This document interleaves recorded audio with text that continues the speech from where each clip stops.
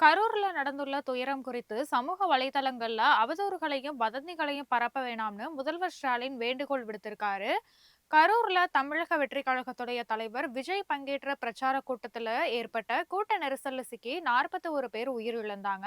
படுகாயமடைந்த பல பேர் கரூர் அரசு மருத்துவக் கல்லூரி மருத்துவமனையிலையும் தனியார் மருத்துவமனைகள்லயும் அனுமதிக்கப்பட்டு சிகிச்சை பெற்று வராங்க.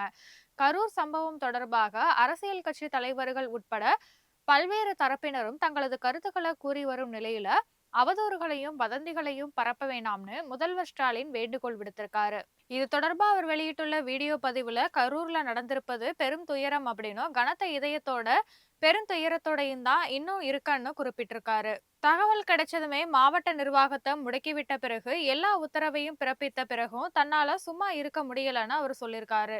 எந்த அரசியல் கட்சி தலைவரும் தொண்டர்கள் அப்பாவி மக்கள் இறப்பதை விரும்ப மாட்டாங்க அப்படின்னும், இந்த சம்பவத்துல உயிரிழந்தவர்கள் எந்த கட்சியை சேர்ந்தவங்களா இருந்தாலும் அவங்க தமிழ் உறவுகள்னு சொல்லியிருக்காரு.